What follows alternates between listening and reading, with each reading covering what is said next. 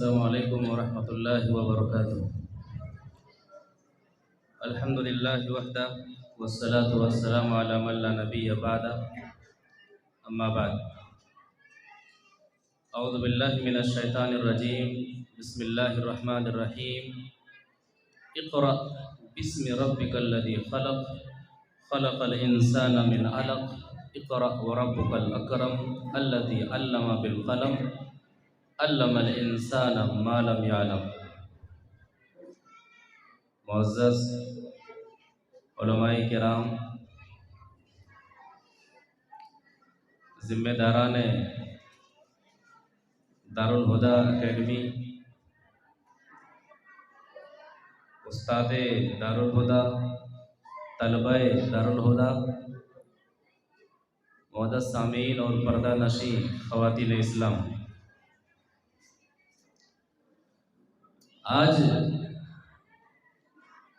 کی اس نشست کی امتیازی جو صفات ہیں، کئی اعتبار سے دوسری نشستوں کے مقابلے میں الگ ہیں۔ ان میں سے ایک اہم صفت یہ ہے کہ الحمدللہ شہر سیوان سے جو دعوتی اعتبار سے شہر سیوان سے جڑے، جنہوں نے قرآن و حدیث کی باتوں کو عام کیا، لوگوں کو قرآن و حدیث کی باتیں بتلائیں، آج کی نشست کی ایک اہم صفت یہ ہے کہ اللہ تبارک و تعالیٰ نے ان تمام کو ایک ساتھ جمع کر دیا الحمدللہ۔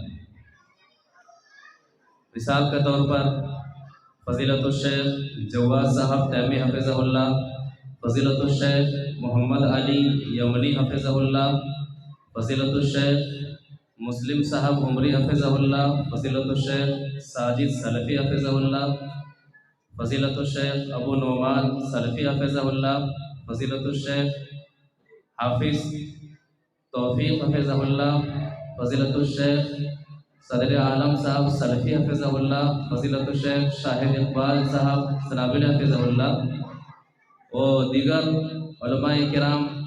شاہد اقبال سنابل حفظہ اللہ کسی مجبوری کی وجہ سے آ نہ سکے ہیں، لیکن ان کی دعائیں اس پروگرام کی کامیابی سے جڑی ہوئی ہیں، اللہ تبارک و تعالیٰ قبول فرمائے۔ اسی طرح سے دعوت کے کام میں تن من دھن کی بازی لگانے والوں میں سے ایک مصاحب، ایک ہمارے خاص بھائی جناب شمس نوی صاحب عرف ننھے بھائی حفظہ اللہ، اولئک آبائی فجئنی بمثلہم، بہت خوشی کی بات ہے۔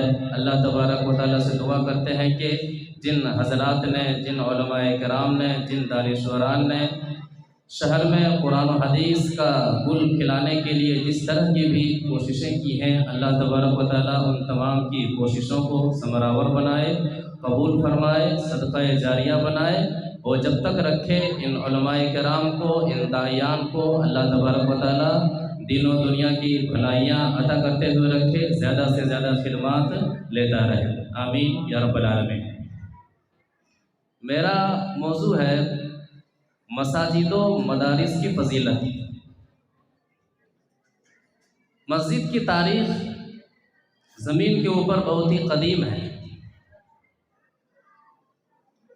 ایک صحابی حضرت ابو ذر غفاری رضی اللہ تعالی عنہ نبی صلی اللہ علیہ وسلم سے سوال کرتے ہیں کہ زمین کے اوپر سب سے پہلی مسجد کون سی مسجد ہے؟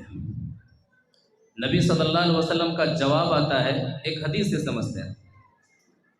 وعن ابی ذر الغفاری رضی اللہ تعالی عنہ قال قلت یا رسول اللہ اول مسجد وضع فی الارض اول قال المسجد الحرام قلت ثم ایو قال المسجد الاقصى قلت کم بینہما قال 40 سنہ فأینما ادرکتک الصلاة فصلی فہو مسجد، رواہ مسلم فی کتاب المساجد۔ مسلم شریف کے اندر یہ حدیث موجود ہے۔ راوی حدیث حضرت ابو ذر الغفاری رضی اللہ تعالی عنہ ہے۔ وہ کہتے ہیں کہ میں نے نبی صلی اللہ علیہ وسلم سے سوال کیا، پوچھا، اے نبی صلی اللہ علیہ وسلم، اول مسجد وضع فی الارض اول، سب سے پہلی مسجد کی بنیاد زمین پر ای مسجد وضع فی الارض اول کون سی ہے؟ آپ صلی اللہ علیہ وسلم نے فرمایا المسجد الحرام، زمین کے اوپر سب سے پہلی مسجد مسجد حرام ہے۔ قال قلت ثم ایو، پھر میں نے سوال کیا اے نبی صلی اللہ علیہ وسلم مسجد حرام کے بعد زمین کے اوپر دوسری مسجد کون سی ہے؟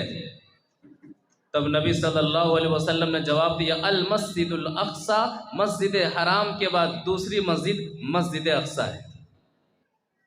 کہتے پھر میں نے تیسرا سوال کیا کم بینہما، اے نبی صلی اللہ علیہ وسلم مسجد حرام اور مسجد اقصی کی تعمیر کے درمیان کتنا فاصلہ ہے؟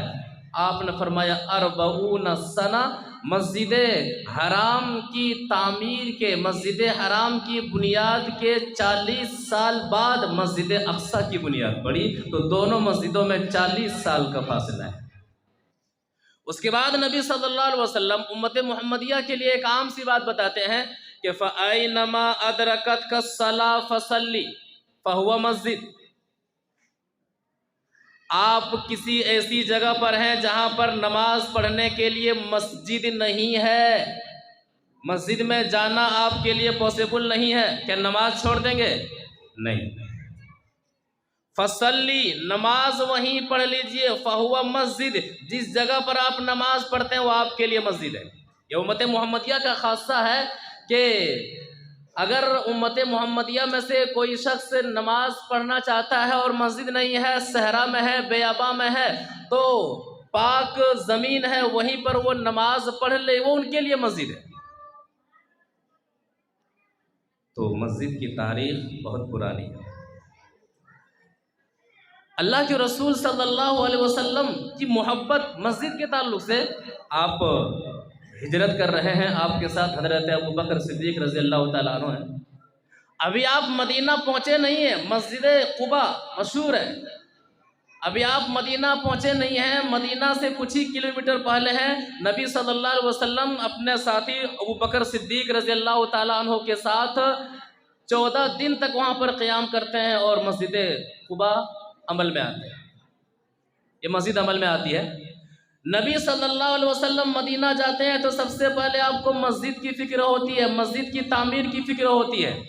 یہ واقعہ اور حدیث واضح کرتی ہے کہ ایک مسلمان کسی جگہ پر ہوں اور اللہ تبارک و تعالیٰ نے انہیں توحید سے نوازا ہے، طریقہ رسول سے نوازا ہے، تو لہٰذا ایک موحد اور ایک متبع رسول کے لیے ایسی مسجد کی بھی ضرورت ہے جہاں پر قرآن و حدیث کے مطابق نماز ادا کی جا سکے، تو لہٰذا وہاں پر ایک موحد اور ایک متبع سنت مسلمان کی زندگی میں اپنے گھر سے زیادہ تعمیر مسجد کی فکر ہونی چاہیے۔ یہ حدیثیں واضح کرتی ہیں، اپنے گھر سے زیادہ تعمیر مسجد کی فکر ہونی چاہیے کہ مسجد کا قیام عمل میں کیسے آئے، مسجد کے لیے میں آگے کیسے بڑھوں، مسجد کے لیے میں کیسے کوشش کروں۔ اور نبی صلی اللہ علیہ وسلم کی ایک حدیث واضح کرتی ہے کہ مسجد میں حصہ لینے والا جنت میں گھر بنانے والا ہے، ایک حدیث سے سمجھتے ہیں۔ وعن عثمان بن عفان رضی اللہ تعالیٰ عنہ قال قال رسول اللہ صلی اللہ علیہ وسلم من بنا مسجدا یبتغی بہ وجہ اللہ بنى اللہ لہ مثلہ فی الجنہ، رواہ البخاری فی کتاب الصلاۃ۔ بخاری شریف کے اندر یہ حدیث موجود ہے، راوی حدیث ہے تو عثمان بن عفان رضی اللہ تعالیٰ عنہ ہے۔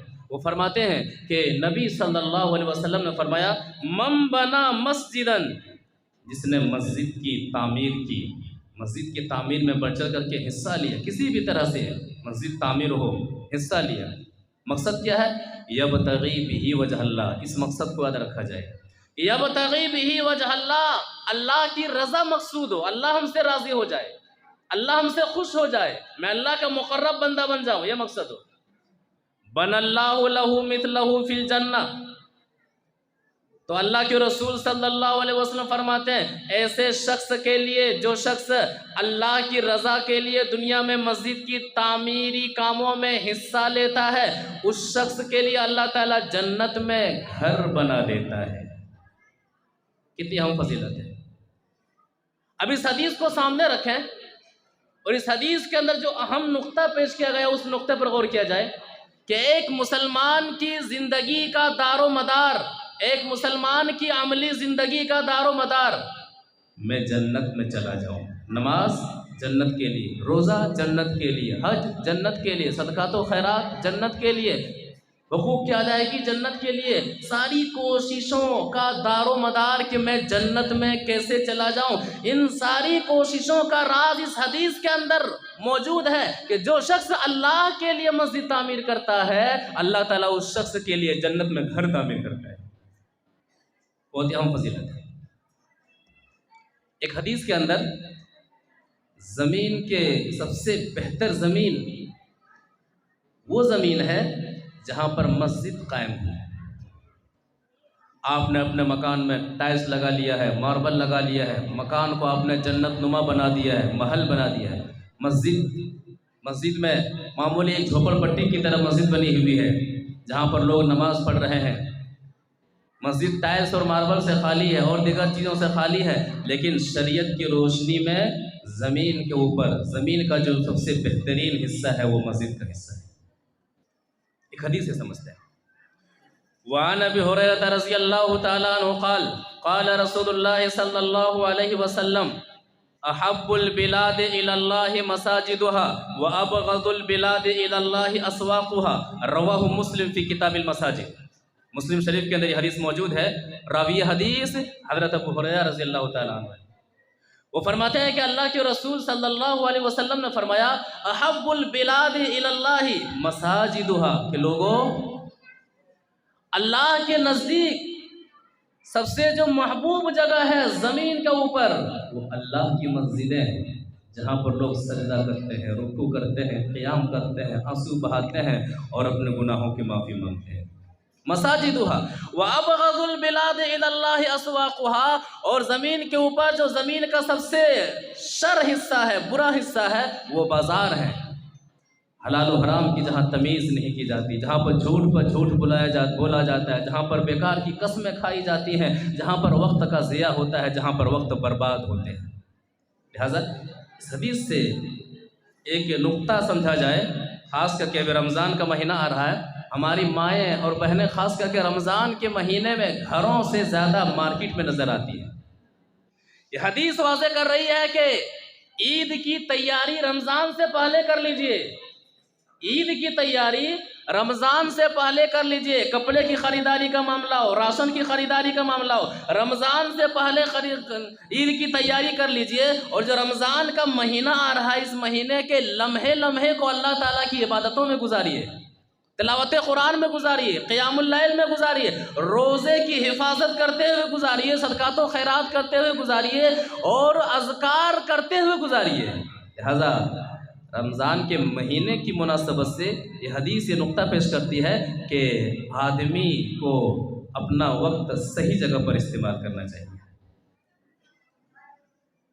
اسی طرح سے اللہ کے رسول صلی اللہ علیہ وسلم نے مسجد کی اہمیت کو ایک الگ انداز میں اجاگر فرمایا۔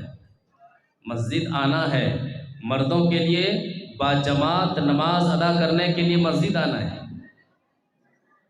نہ آنے کی وعید ہے۔ ایک حدیث سے یہ سمجھتے ہیں کہ مسجد نہ آنے کی وجہ سے نبی صلی اللہ علیہ وسلم کا غصہ کس قدر ظاہر ہوتا ہے اور مسجد کی فضیلت کس قدر اس سے واضح ہوتی ہے۔ حدیث وعن ابی ہریرہ رضی اللہ تعالی عنہ قال قال رسول اللہ صلی اللہ علیہ وسلم لیس صلاة اثقل علی المنافقین من الفجر والعشاء ولو یعلمون ما فیہما لاتوہما ولو حبوا لقد هممت ان آمر المؤذن فیقیم ثم آمر رجلا یؤم الناس ثم آخذ شعلا من نار فأحرق على من لا يخرج الى الصلاة بعد۔ رواہ البخاری فی کتاب الصلاة۔ بخاری شریف کے اندر یہ حدیث موجود ہے۔ راوی حدیث حضرت ابو ہریرہ رضی اللہ تعالیٰ عنہ ہے۔ وہ فرماتے ہیں کہ نبی صلی اللہ علیہ وسلم نے فرمایا لیس صلاة اثقل علی المنافقین من الفجر والعشاء، منافقین پر جو سب سے بھاری نماز ہوتی ہے وہ فجر کی نماز ہوتی ہے اور عشاء کی نماز ہوتی ہے۔ باجماعت نماز ادا کرنے کے، باجماعت نماز پڑھنے کے معاملے میں منافقین کو یہ دو نمازیں بڑی بھاری پڑتی ہیں، فجر کی نماز اور عشاء کی نماز بڑی تکلیف ہوتی ہے۔ وَلَوْ يَعْلَمُونَ مَا فِيهِمَا۔ نبی صلی اللہ علیہ وسلم فرما رہے ہیں کہ اگر لوگ جان لیں کہ فجر کی نماز باجماعت پڑھنے میں اور عشاء کی نماز باجماعت پڑھنے میں کتنا ثواب ہے، لَأَتَوْهُمَا وَلَوْ حَبْوًا، اگر پاؤں صحیح سلامت نہیں ہے تو وہ گھسیٹ کر کے آنا چاہیں گے اور گھسیٹ کر کے آ کر کے اس ثواب کو حاصل کرنا چاہیں گے۔ پتہ چلا اس حدیث سے کہ جو لوگ نمازوں کی باجماعت پابندی کرتے ہیں اور خاص کر کے عشاء اور فجر کی باجماعت نماز کی پابندی کرتے ہیں، یہ بہت زیادہ ثواب کے حقدار ہیں۔ وَلَوْ يَعْلَمُونَ، اگر جان لے کتنا ثواب ہے۔ پتہ چلا ان دو نمازوں کی خاص کر کے باجماعت پابندی کرنے والے بہت زیادہ ثواب کے حقدار ہیں، حدیث واضح کر رہی ہے۔ اس کے بعد سے اللہ کے رسول صلی اللہ علیہ وسلم فرماتے ہیں لَقَدْ هَمَمْتُ أَنْ آمُرَ الْمُؤَذِّنَ فَيُقِيمَ، میرا ارادہ ہے کہ میں مؤذن کو کہوں کہ آپ اقامت کہو، ثُمَّ آمُرَ رَجُلًا يَؤُمُّ النَّاسَ، پھر میں کسی شخص کو کھڑا کروں کہ ذرا آپ امامت کراؤ، میں آج نماز نہیں پڑھاؤں گا۔ میرا ارادہ ہے کہ میں اپنی جگہ کسی اور کو امام بنا دوں۔ کیوں؟ امام بنانے کی وجہ کیا ہے؟ ثُمَّ آخُذَ شُعْلًا مِّن نَّارٍ، پھر میں آگ کا شعلہ لوں۔ کون کر رہے ہیں؟ رحمت للعالمین محمد صلی اللہ علیہ وسلم۔ آگ کا میں شعلہ لوں، فَأُحَرِّقَ عَلَىٰ مَن لَّا يَخْرُجُ إِلَى الصَّلَاةِ بَعْدُ، اور میں ان کے گھروں کو جلا دوں جو لوگ اذان کے بعد نماز پڑھنے کے لیے مسجد تک نہیں آتے ہیں۔ اس سے نماز باجماعت کی اہمیت اور مسجد کی اہمیت۔ گھر کن کے جل رہے ہیں؟ گھر نمازیوں کے جل رہے ہیں۔ نماز گھر میں پڑھ رہے ہیں، مسجد میں آ کر کے نہ پڑھ رہے ہیں۔ لہذا حدیث ایک گہرا نقطہ پیش کرتی ہے کہ لوگوں جب نمازیوں کے گھر جل رہے ہیں تو جو بے نمازی ہیں ان کا انجام کتنا برا ہوگا۔ جو بے نمازی ہیں وہ نبی صلی اللہ علیہ وسلم سے محبت کے دعوے دار کیسے ہو سکتے ہیں؟ جو بے نمازی ہیں وہ نبی صلی اللہ علیہ وسلم کی نظر میں کس قدر مبغوض اور ناپسندیدہ ہے۔ اس حدیث میں اور ایک اہم نقطہ، کیا وجہ ہے کہ مسجد میں آ کر کے نماز پڑھنے کی اتنی فضیلت ہے؟ اس نقطے سے پہلے ایک اور حدیث کو سمجھ لیتے ہیں، اس سے مزید مسجد کی اہمیت اجاگر ہو جاتی ہے۔ وعن ابی ہریرہ رضی اللہ تعالی عنہ قال اتى النبي صلی اللہ علیہ وسلم رجل اعمى فقال یا رسول اللہ انه ليس لي قائد يقودني الى المسجد فسأل رسول اللہ صلی اللہ علیہ وسلم ان يرخص له فيصلي في بيته فرخص له فلما ولى دعاه اسمعتم النداء بالصلاة قال نعم قال فأجب۔ رواہ مسلم فی کتاب المساجد۔ مسلم شریف کے اندر یہ حدیث موجود ہے۔ راوی حدیث حضرت ابو ہریرہ رضی اللہ تعالیٰ عنہ، وہ فرماتے ہیں کہ ایک نابینا صحابی اللہ کے رسول صلی اللہ علیہ وسلم کے پاس آتے ہیں۔ سوال کیا ہوتا ہے؟ سوال پر ذرا غور کیجیے۔ اور وہ لوگ جو نماز با جماعت کے پابند نہیں ہیں، اس حدیث کو سامنے رکھ کر کے سوچیں۔ کہتے ہیں نبی صلی اللہ علیہ وسلم میں ایک نابینا صحابی ہوں، اور ایک دوسری وجہ جو معقول وجہ پیش کرتے ہیں وہ کیا ہے کہ انہو لیس لی قائد یقودنی الی المسجد، میں تو نابینا ہوں، اندھا ہوں، اور میرے گھر میں کوئی ایسا شخص نہیں ہے جو میرا ہاتھ پکڑ کر کے مسجد تک لے جائے، میرا ہاتھ پکڑ کر کے مسجد تک لے جائے۔ اس تعلق سے اگر اور حدیثوں کو جمع کریں گے تو کہتے ہیں کہ مدینے میں موذی جانور ہیں، چیر پھاڑ کرنے والے جانور بھی رہتے ہیں، اور میرے گھر میں کوئی ایسا شخص نہیں ہے جو مجھے رہنمائی کرے مسجد تک لے جانے میں۔ گزارش ہے آپ رخصت دے دیجئے کہ میں نماز گھر میں پڑھ لوں۔ نماز نہ پڑھنے کی رخصت نہیں، نماز گھر میں پڑھنے کی رخصت ہے۔ رخصت ہے، دے دیجئے کہ میں نماز گھر میں پڑھ لوں۔ فرخص له رسول اللہ صلی اللہ علیہ وسلم، نبی صلی اللہ علیہ وسلم کا ٹھیک ہے جاؤ نماز گھر میں پڑھ۔ فلما ولى دعاه، جب وہ نابینا صحابی مڑ کر کے جانے لگتے ہیں تو نبی صلی اللہ علیہ وسلم بلاتے ہیں، ادھر سنیے، اتسمع النداء بالصلاة، کیا آپ کے گھروں تک اذان کی آواز جاتی ہے؟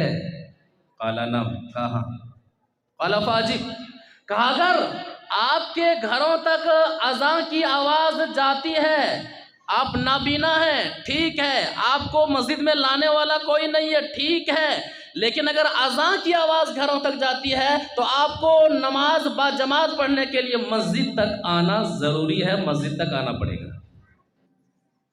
مسجد کی فضیلت، ہم بلا وجہ مسجد نماز کو قضا کر دیں، ارے قضا کر لیں نا، اسلام میں قضا ہے، قضا ہے، قضا ہے، قضا کو ہم نے بالکل ایک مذاق بنا لیا، غلط ہے۔ نابینا صحابی کہتے ہیں کہ مسجد میں آپ کو آنا پڑے گا۔ کیا وجہ ہے؟ دونوں حدیثوں کو اگر جمع کرتے ہیں تو ایک اہم نقطہ سامنے آتا، وہ کیا؟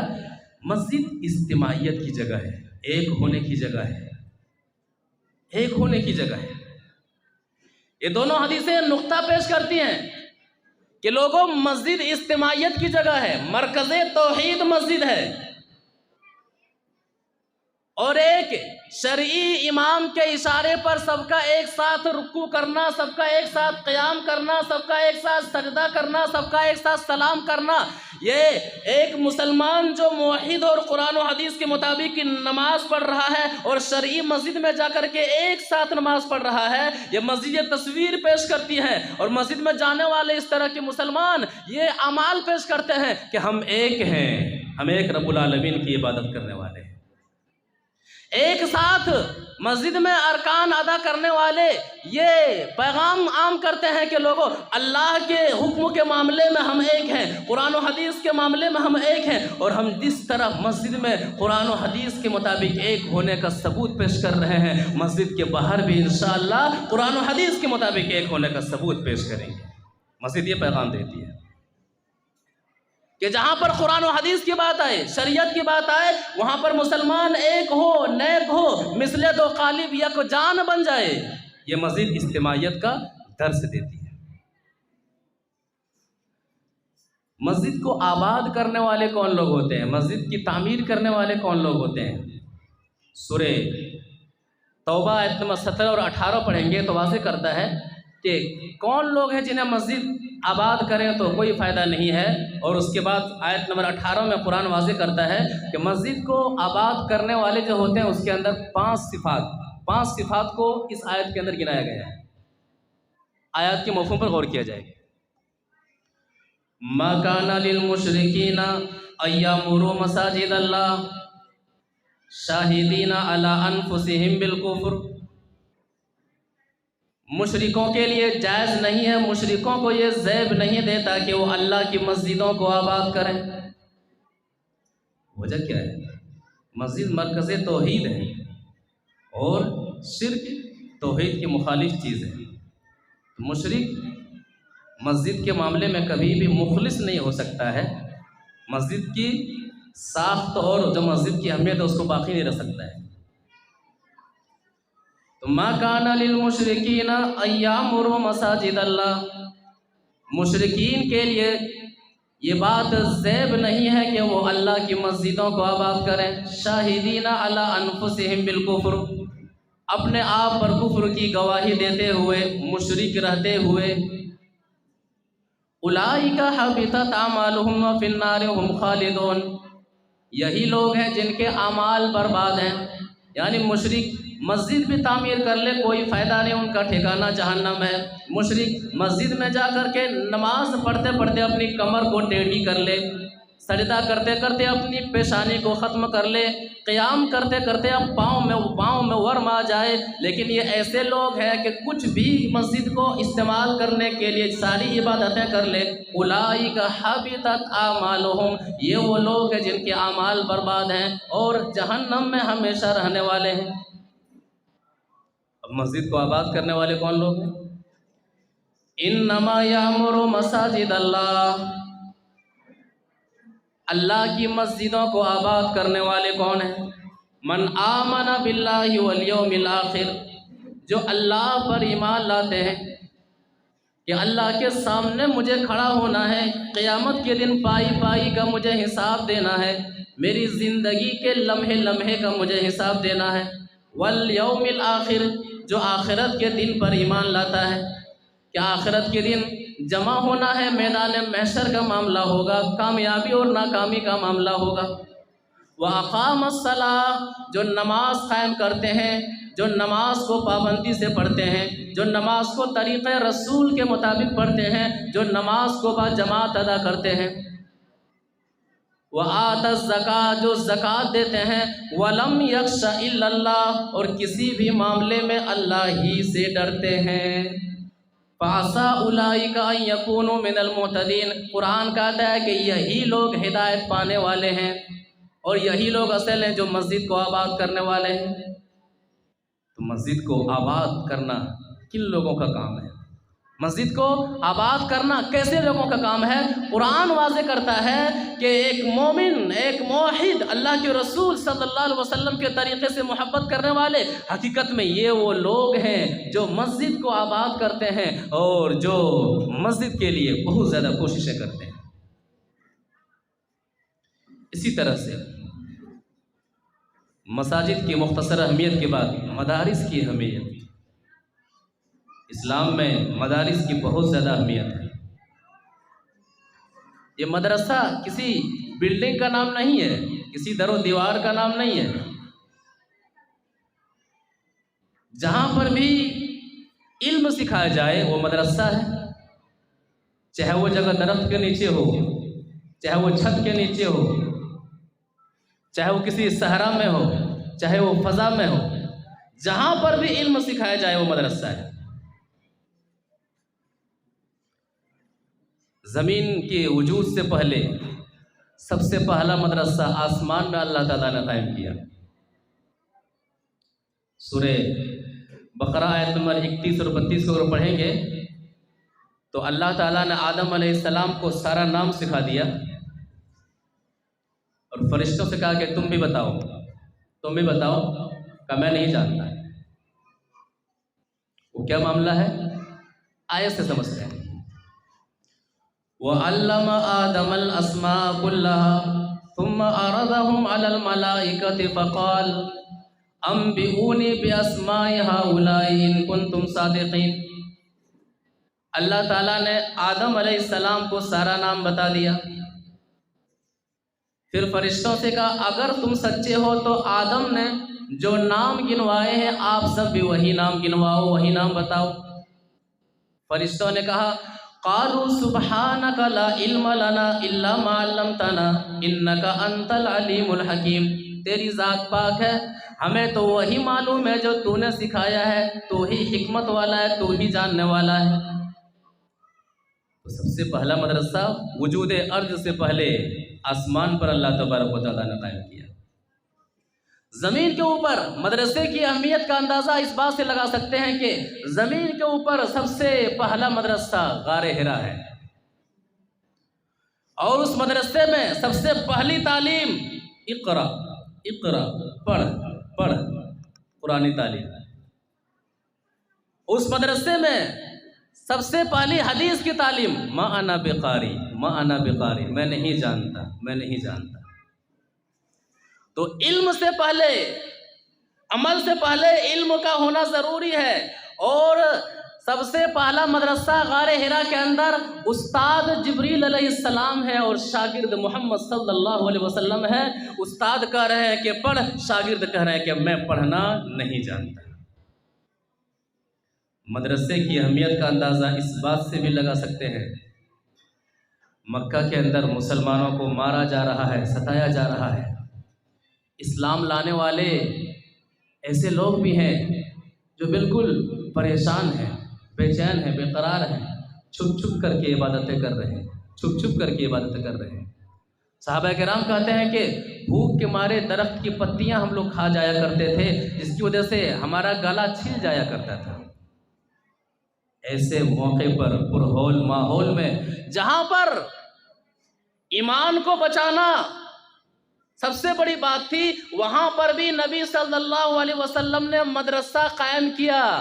اسے کیا کہتے ہیں؟ دار ارقم۔ یہ واقعہ واضح کرتا ہے کہ آپ جس ماحول میں بھی، جس سچویشن میں بھی ہوں، تعلیم کا معاملہ ضرور آپ کی زندگی میں ہونا چاہیے، قرآن و حدیث کے عروج کا معاملہ آپ کی زندگی میں ضرور ہونا چاہیے، اور یہی وحی الہی کا مقصود بھی ہے کہ وراثت انبیاء کو باقی رکھنے کے لیے جو اہم جگہ ہے، جو اہم حصہ ہے وہ زمین کے اوپر وہ مدرسہ ہے، جہاں پر قال اللہ اور قال رسول کی تعلیم دی جاتی ہے، اور قرآن و حدیث کی تعلیم کے لیے چل کر کے آنے والا؟ کیا فرماتے ہیں اللہ کے رسول صلی اللہ علیہ وسلم اس تعلق سے؟ وعن ابی ہریرہ رضی اللہ تعالیٰ عنہ قال قال رسول اللہ صلی اللہ علیہ وسلم من سلک طریقا یلتمس به علما سہل اللہ له طریقا الی الجنہ، رواہ الترمذی فی ابواب العلم۔ ترمذی شریف کے اندر یہ حدیث موجود ہے۔ راوی حدیث حضرت ابو ہریرہ رضی اللہ تعالیٰ عنہ، وہ فرماتے ہیں کہ اللہ کے رسول صلی اللہ علیہ وسلم نے فرمایا من سلک طریقا یلتمس فیہ علما، کوئی شخص ایسے راستے پر چلا جہاں پر علم حاصل کیا جاتا ہو۔ یہ حفاظ کرام، یہ علماء، یہ طالبان علوم نبویہ کہاں جا رہے ہیں؟ قرآن حفظ کرنے کے لیے جا رہے ہیں۔ کہاں جا رہے ہیں؟ حدیث پڑھنے کے لیے جا رہے ہیں۔ کہاں جا رہے ہیں؟ دین کا علم حاصل کرنے کے لیے جا رہے ہیں۔ کہاں جا رہے ہیں؟ جو جگہ جا رہے ہیں اس جگہ جانے کا فائدہ کیا ہے، یہ حدیث بتاتی ہے کہ سہل اللہ لہ طریقا الی الجنہ، قرآن و حدیث کا علم حاصل کرنے کے لیے جو گھر سے نکلتا ہے اللہ تعالیٰ اس کے لیے جنت کا راستہ آسان فرما دیتا ہے۔ اللہ تعالیٰ انہیں جنت کا حقیقی راہی بنا دیتا ہے۔ اللہ تعالیٰ انہیں پسند فرما لیتا ہے، انہیں اپنا محبوب اور پسندیدہ بندہ بنا لیتا ہے۔ کتنا اہم معاملہ ہے یہ علم اور مدرسہ، اس کا بڑا گہرا تعلق ہے۔ علم اور مدرسہ اس کا بڑا گہرا تعلق ہے۔ یہ وہ مدرسہ ہے جہاں سے انبیاء کرام کی وراثت تقسیم ہوتی ہے، آگے تک پھیلاتے ہیں، اور جو وارثین انبیاء کہلاتے ہیں۔ اگر یہ مدرسہ نہ ہوتا تو امام بخاری رحمہ اللہ نہیں ہوتے، اگر یہ مدرسہ نہ ہوتا تو امام مسلم رحمہ اللہ نہ ہوتے، اگر یہ مدرسہ نہ ہوتا تو امام شافعی رحمہ اللہ نہ ہوتے، اگر یہ مدرسہ نہ ہوتا تو امام دارقطنی رحمہ اللہ نہ ہوتے، اگر یہ مدرسہ نہ ہوتا تو محدثین نہ ہوتے، فقہاء نہ ہوتے، اگر یہ مدرسہ نہ ہوتا تو آج یہ علماء جو آپ کے درمیان بیٹھے ہوئے ہیں، جو قرآن و حدیث کی باتیں بتاتے ہیں اور بتانے کے لیے آپ کے پاس ہمیشہ موجود رہتے ہیں، یہ آپ کو نہ ملتے۔ اگر یہ مدرسہ نہ ہوتا تو منبر کی زینت بننے والے خطیب نہ ملتے اور خطیب نہ ہوتے۔ اسلام میں مدرسے کی بہت زیادہ اہمیت ہے، لہٰذا مدرسے کی بنیاد کا ہونا ایک بہت ہی خوش آئند پہلو ہے۔ اس بات کا پہلو ہے کہ یہاں سے اب اگر یہاں سے اٹھے گا تو قرآن و حدیث کا علم اٹھے گا۔ یہ وہ مدرسہ، یہ وہ جگہ ہے جہاں لوگ قرآن و حدیث کے جو پیاسے ہیں یہاں آ کر کے اپنی پیاس کو بجھائیں گے، یہاں آ کر کے اپنے مسائل کا حل نکالیں گے۔ یہی وہ مدرسہ ہے جہاں سے قریب ہو کر کے ایک شخص اچھا شوہر بن سکتا ہے۔ یہی وہ مدرسہ ہے جہاں جس کے ذریعے سے ایک شخص، ایک ماں اچھی ماں بن سکتی ہے، ایک عورت اچھی بیوی بن سکتی ہے، ایک عورت اچھی بہن بن سکتی ہے، ایک شخص اچھا بیٹا بن سکتا ہے۔ وہ جان سکتا ہے کہ میرے باپ کا حق کیا ہے، ایک شخص کو یہ معلوم ہوگا کہ میری ماں کا حق کیا ہے، اور ماں باپ کو یہ پتا ہے کہ میری اولاد کے حقوق کیا ہے۔ یہ علم کہاں سے ہوگا؟ یہ وہ مدرسہ ہے جہاں سے علم دیتا ہے۔ مدرسے کی بات آئی تو دو حصوں میں اس کو سمجھا جائے، جو ماں باپ ہیں اور جو ماں باپ کے ماتحتین ہیں، جو ان کے بچے ہیں۔ ماں باپ علم کو حاصل کریں، مدرسے سے اپنے آپ کو جوڑیں، یعنی قرآن و حدیث کی تعلیم جہاں سے ہوتی وہاں سے اپنے آپ کو جوڑے رکھیں، کیونکہ اولاد کی تعلیم و تربیت کے لیے علم کا ہونا ضروری ہے، اور علم حاصل کرنے کے لیے صاحب علم سے مربوط رہنا ضروری ہے، رابطہ رکھنا ضروری ہے۔ ایک حدیث واضح کرتی ہے کہ اولاد کی تربیت کا دار و مدار ماں باپ پر، ماں باپ کے اوپر، اور ماں باپ جس نہج پر ہیں اولاد اسی نہج پر ہوتی ہے۔ ایک حدیث سے سمجھتے ہیں۔ وعن ابی ہریرہ رضی اللہ تعالیٰ عنہ قال قال رسول اللہ صلی اللہ علیہ وسلم کل مولود یولد علی الفطرہ فابواہ یہودانہ او ینصرانہ او یمجسانہ کمثل البہیمۃ تنتج البہیمہ هل تری فیہا جدعا، رواہ البخاری فی کتاب الجنائز۔ بخاری شریف کے اندر یہ حدیث موجود ہے۔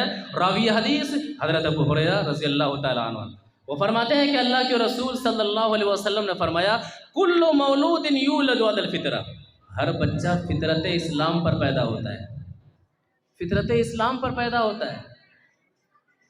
پھر بعد میں وہ بگڑتا کیوں ہے؟ کہتے ہیں ماں باپ کا بہت ہی اہم دخل ہے، بہت ہی اہم دخل ہے۔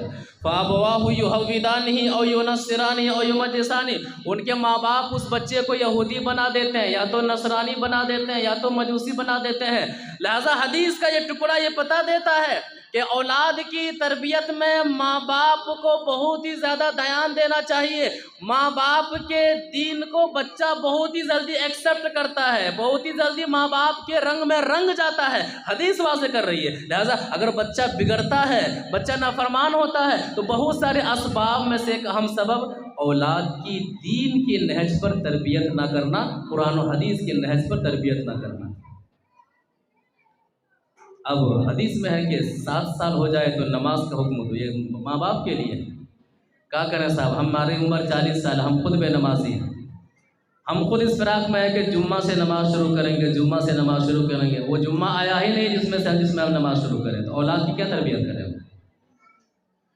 تو علم حاصل کرنے کا جو معاملہ ہے، اولاد کو تعلیم دینے سے پہلے ماں باپ تعلیم یافتہ ہوں، اور یہاں تک ماں باپ تعلیم یافتہ ہوں کہ اولاد کی تربیت کے لیے اسلام جس چیز کا تقاضا کرتا ہے وہ ساری چیزیں ماں باپ کے اندر موجود ہوں۔ تو اولاد کو حکم دو، حدیث سے سمجھتے ہیں۔ وعن عمرو بن شعيب عن أبيه جدي أن رسول الله صلى الله عليه وسلم قال مروا أولادكم بالصلاة وهم أبناء 7 سنين واضربوهم عليها وهم أبناء 10 سنين وفرقوا بينهم في المضاجع، رواه أبو داود في كتاب الصلاة۔ ابو داؤد شریف کی حدیث ہے، راوی حدیث حضرت عبداللہ بن عمرو بن عاص رضی اللہ تعالیٰ عنہما ہے۔ وہ فرماتے ہیں کہ نبی صلی اللہ علیہ وسلم نے فرمایا مرو اولادکم بالصلاۃ وہم ابناء 7 سنین، اپنے بچوں کو نماز کا حکم دو۔ کیا مطلب ہے؟ خالی یہ بولنا ہے کہ نماز پڑھو، نہیں، نماز کا حکم دو مطلب نماز کیا ہے، نماز میں کیا پڑھنا ہے، نماز کس لیے ہم پڑھیں، رکوع میں کیا پڑھیں، سجدے میں کیا پڑھیں، قیام میں کیسے قیام کرنا ہے، ماں باپ کو ہے کہ حکم دو۔ اب بچوں کو یہ سکھائیں کیسے؟ ماں باپ جب تک مدرسے سے جڑیں گے نہیں، ماں باپ جب تک تعلیم یافتہ نہ ہوں گے، اپنے بچوں کو نماز کا حکم کہاں سے دیں گے؟ تو تعلیم کا پہلا پہلو یہ ہے کہ ماں باپ تربیت یا اپنی اولاد کو تربیت دینے کے لیے وہ تعلیم یافتہ ہوں کہ 7 سال کا ہو جائے تو اپنے اولاد کو نماز کا حکم دو، اور 10 سال کا ہو جائے اور نماز نہ پڑھیں تو مارو۔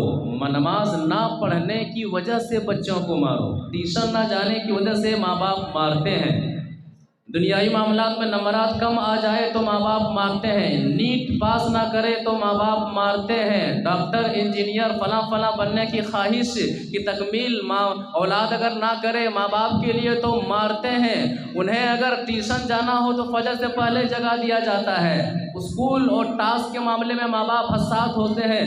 کیا کبھی اپنے سینے پر ہاتھ رکھ کر کے سوچئے، کیا آپ نے کبھی اپنی اولاد کو اس لیے فجر میں جگایا ہے کہ بچے نماز پڑھ، اس لیے مارا ہے کہ 10 سال ہو گیا ہے اور بے نمازی ہے؟ الا ماشاء اللہ ہوں گے وہ اچھے لوگ، ایسی بات نہیں ہے۔ وَفَرِّقُوا بَيْنَهُمْ فِي الْمَضَاجِعِ، اور ان کے بستروں کو الگ کر دو۔ لہذا مدرسہ یہ تعلیم کا گہوارہ ہے، جہاں سے جہاں سے علم کا فوارہ جاری ہوتا ہے، جہاں سے علم کا سیلاب بہتا ہے، جہاں سے قرآن و حدیث کا لوگ علم حاصل کرتے ہیں، اس کے لیے ماں باپ کو چاہیے کہ تربیت اولاد کے معاملے میں تعلیم حاصل کریں۔ قرآن کی آیتوں کو غور کریں گے تو انبیاء کرام نے بھی اولاد کی تربیت کے تعلق سے بڑا ہی حساس معاملہ واضح کیا ہے۔ تربیت اولاد، اس کے لیے کیا ہے؟ تعلیم کتنا ضروری ہے۔ اللہ تبارک و تعالیٰ سورہ بقرہ آیت نمبر 132 میں فرماتا ہے وَوَصَّى بِهَا إِبْرَاهِيمُ بَنِيهِ وَيَعْقُوبُ يَا بَنِيَّ إِنَّ اللَّهَ اصْطَفَىٰ لَكُمُ الدِّينَ فَلَا تَمُوتُنَّ إِلَّا وَأَنْتُمْ مُسْلِمُونَ۔ ابراہیم علیہ السلام اور یعقوب علیہ السلام اپنے بیٹوں کو وصیت کرتے ہیں، نصیحت کرتے ہیں کہ اے میرے بیٹے، ان اللہ اصطفیٰ لکم الدین، اللہ تعالیٰ نے تمہارے لیے دین کو پسند کر لیا ہے، ہم بھی اپنے اولاد کو وصیت کریں کہ میرے بیٹے قرآن اور حدیث کا دین یہی صحیح دین ہے، اللہ اور اللہ کے رسول صلی اللہ علیہ وسلم کے مطابق چلنے والا کامیاب ہے۔ جنت میں جانا ہے تو اللہ کے رسول صلی اللہ علیہ وسلم کا طریقہ اپنانا پڑے گا۔ میرے بیٹے جہنم سے بچنا ہے تو قرآن و حدیث کے مطابق عمل کرنا پڑے گا۔ میرے بیٹے میدان محشر کی گرمی سے بچنا ہے اور جنت کی نعمتوں سے مالا مال ہونا ہے تو اللہ اور اللہ کے رسول صلی اللہ علیہ وسلم کے بتائے ہوئے مطابق چلنا پڑے گا۔ نبی ہیں اپنے اولاد کے تعلق سے اس قدر فکر مند ہے، یا بنی ان اللہ اصطفیٰ لکم الدین، میرے بیٹے اللہ نے تمہارے لیے دین کو پسند کر لیا ہے، دین کو چن لیا ہے، فلا تموتن الا وانتم مسلمون، تم نہ مرنا مگر مسلمان ہو کر کے، یعنی زندگی بھر قرآن و حدیث کے مطابق عمل کرتے رہنا، زندگی بھر نماز کی پابندی کرتے رہنا، زندگی بھر عقیدہ توحید کی حفاظت کرتے رہنا، زندگی بھر قرآن و حدیث کا علم حاصل کرنے کے ساتھ ساتھ اس کے مطابق عمل کرتے رہنا۔ وصیت انبیاء ہے اولاد کو دین دینے کے لیے، اولاد کو دین دینے کے لیے ماں باپ کے اندر دین کا علم ہونا ضروری ہے۔ قرآن کہتا ہے کہ اپنے فیملی کو نماز کا حکم دیجیے، حکم کیسے دیں گے؟ علم ہوگا تب نہ حکم دیں گے، علم ہوگا تب نہ حکم دیں گے۔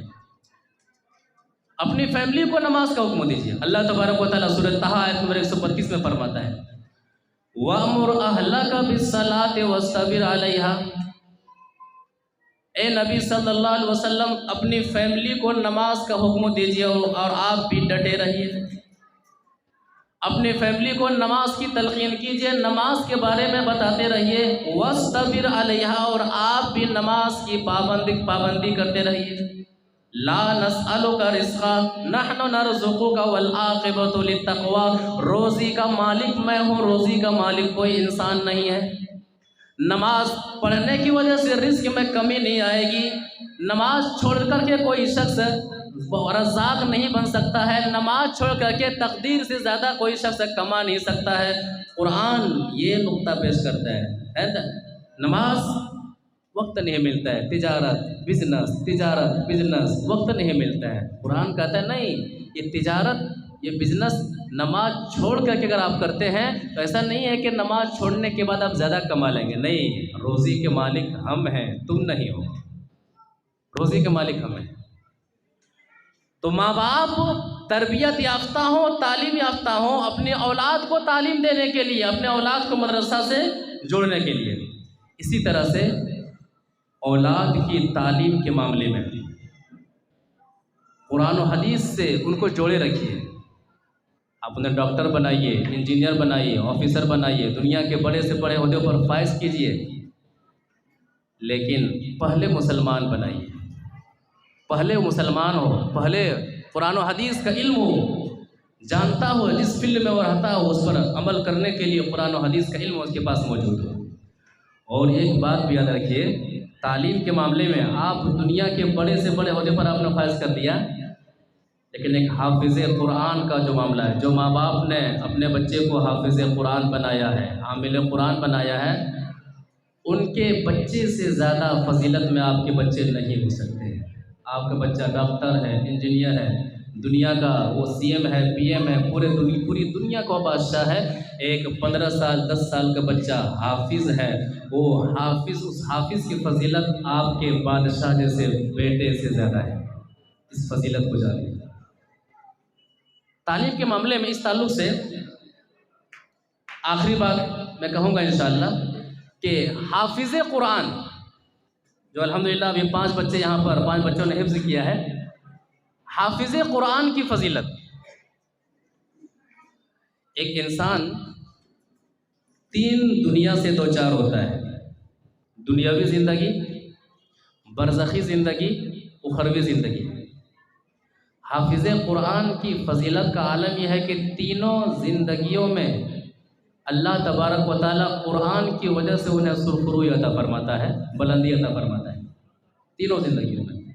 دنیاوی زندگی میں کیا ہے؟ آپ قرآن پڑھنے اور پڑھانے والوں کے لیے حدیث سے سمجھتے ہیں۔ وعن عثمان بن عفان رضی اللہ تعالیٰ عنہ قال قال رسول اللہ صلی اللہ علیہ وسلم خیرکم من تعلم القرآن وعلمہ، رواہ ابو داؤد فی کتاب الوتر۔ ابو داؤد شریف کے اندر یہ حدیث موجود ہے، راوی حدیث حضرت عثمان غنی رضی اللہ تعالیٰ عنہ ہیں۔ وہ فرماتے ہیں کہ نبی صلی اللہ علیہ وسلم نے فرمایا خیرکم من تعلم القرآن وعلمہ، تم میں سے بہتر وہ ہے جو قرآن سیکھے اور قرآن سکھائے۔ اب قرآن کے معاملے میں جتنے سارے ٹیچر ہیں، جتنے سارے اور پڑھانے والے ہیں، مقام کے اعتبار سے اللہ تعالیٰ نے قرآن پڑھنے والے کا جو مقام دیا ہے، قرآن پڑھانے والوں کا جو مقام دیا ہے، کسی اور لوگوں کو یہ مقام عطا نہیں کیا ہے۔ اللہ نے یہ مقام دیا ہے تو آپ بھی اس مقام کو باقی رکھیں۔ برزخی زندگی، دفنائے جانے کے بعد سے لے کر کے قیامت تک، قیامت قائم ہونے تک کی جو قبر والی زندگی ہے، وہ زندگی کو برزخی زندگی کہتے ہیں۔ وہاں پر حافظ قرآن کی فضیلت کیا ہے؟ ایک حدیث سے سمجھتے ہیں۔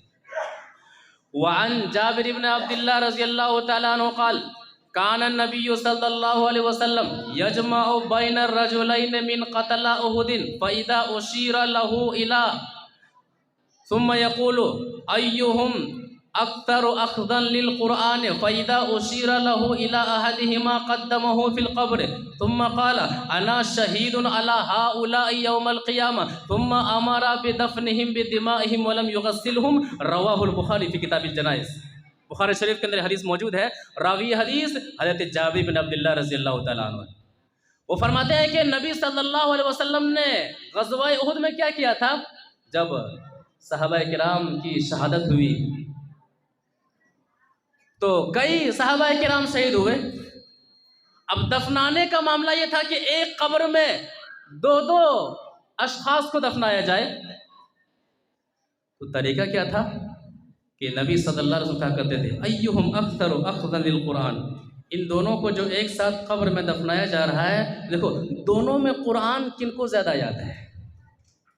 دونوں میں قرآن کن کو زیادہ یاد ہے؟ جب کہا جاتا کہ فلاں کو قرآن دونوں میں زیادہ یاد ہے تو فلاں شخص کو پہلے قبر میں اتارا جاتا اور اس کے بعد سے دوسرے شخص کو اتارا جاتا۔ یہ مرتبہ بلند ملا جس کو مل گیا، ہر مدعی کے واسطے داد و رسم کہا۔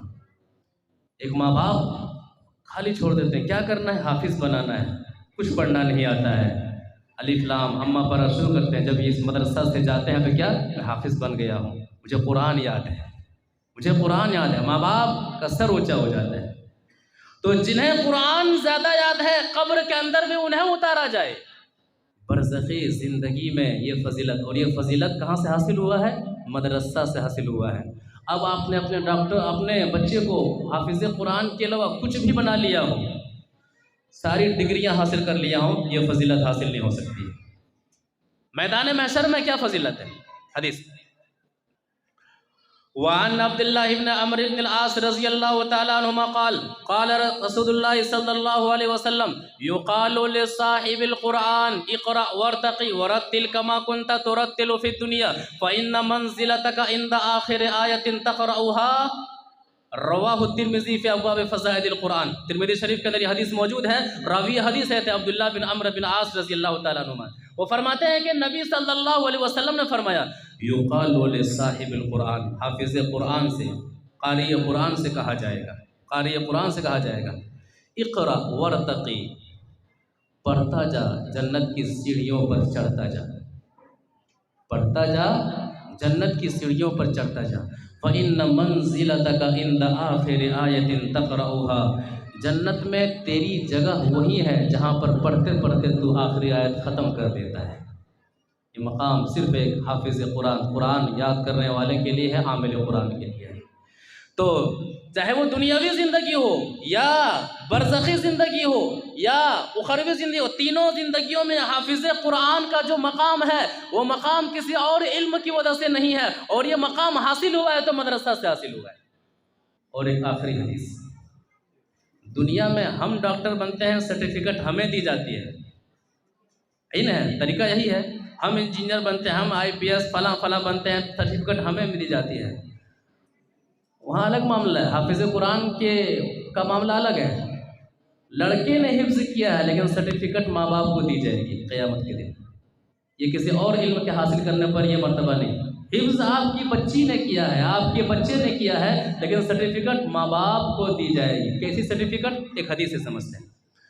وعن بریدہ الاسلمی رضی اللہ تعالیٰ عنہ قال قال رسول اللہ صلی اللہ علیہ وسلم من قرأ القرآن من تعلم القرآن من قرأ القرآن وتعلمه وعمل به البس والداه يوم القيامة تاجا من نور ضوءه مثل ضوء الشمس لا تقوم لهم الدنيا فيقولان بما كسينا هذا فيقال بأخذ ولدكما القرآن۔ رواہ الحاکم فی المستدرک، مستدرک الحاکم کی حدیث ہے۔ شیخ البانی رحمہ اللہ نے اس حدیث کو صحیح قرار دیا ہے۔ راوی حدیث ہے بریدہ الاسلمی رضی اللہ تعالیٰ عنہ، وہ کہتے ہیں کہ جس شخص نے قرآن کو پڑھا، قرآن کے مطابق عمل کیا، صرف پڑھنا، حافظ صاحب یاد رکھیں کہ صرف پڑھنا کمال نہیں ہے، پڑھیے، اس کے مطابق عمل کرنا ہے، اس کی تبلیغ کرنی ہے، یہ خصوصیات ہونی چاہیے وہ حافظ کا مقام پانے کے لیے، وہ مرتبہ پانے کے لیے۔ البس والدہ یوم القیامت تاجم من نور، تو حافظ قرآن کے ماں باپ کو قیامت کے دن نور کا تاج پہنایا جائے گا، روشنی کا تاج پہنایا جائے گا۔ ضوءہ مثل ضوء الشمس، اس تاج کے اندر اس طرح سے روشنی پھوٹے گی جس طرح سے سورج کے اندر روشنی ہوتی ہے، چمکیں گے تاج پہن کر کے۔ فیقولان بما کسینا ھذا، ماں باپ کو تعجب ہوگا، تعجب سے پوچھیں گے میرا عمل تو اتنا اچھا نہیں، لیکن اتنا با کمال اعزاز مجھے کیوں عطا کیا گیا ہے؟ کہا جائے گا بِأَخْذِ وَلَدِكِمَا الْقُرْآنَ، دنیا میں تم نے اپنی اولاد کو قرآن سے جوڑا تھا، حافظ قرآن بنایا تھا، حافظ قرآن بنانے کی وجہ سے آپ کو نور کا تاج پہنایا جا رہا ہے، آپ کو اس اعزاز و اس شرف سے نوازا جا رہا ہے۔ دعا کرتے ہیں کہ اللہ تبارک و تعالی ہمیں علم سے جڑنے کی توفیق عطا فرمائے، ہمیں مدرسہ سے جڑنے کی توفیق عطا فرمائے، قرآن و حدیث کی صحیح تعلیم حاصل کرنے کی توفیق عطا فرمائے، ہمیں مدارس سے قلبی محبت اور عملی محبت کرنے کی توفیق عطا فرمائے۔ ایسے مدارس جو ابھی نومولود ہیں، جن کی بنیاد ابھی ابھی پڑی ہوئی ہے، ایسے مدرسوں میں ہم سب کے تعاون کی ضرورت ہوتی ہے، لہٰذا زیادہ سے زیادہ اپنے مال کے ذریعے سے، اپنے صحیح مشوروں کے ذریعے سے تعاون کر کے مدارس کو مضبوط بنائیں، تاکہ ان مدرسوں سے جو قرآن و حدیث کا علم حاصل کر کے جائیں، جو حافظ بن کر کے جائیں، تو ساتھ ساتھ ان کے ساتھ ساتھ ہم بھی ان کے نیکیوں میں شامل ہوں اور ہم بھی ثواب میں شامل ہوں۔ اللہ تبارک و تعالی ہم تمام کی کوششوں کو قبول فرمائے، ہم تمام کو خلوص اللہیت کے ساتھ دین کے مطابق عمل کرنے کو توفیق عطا فرمائے، دین کی تبلیغ کرنے کو توفیق عطا فرمائے، آمین یا رب العالمین۔ السلام علیکم ورحمۃ اللہ وبرکاتہ۔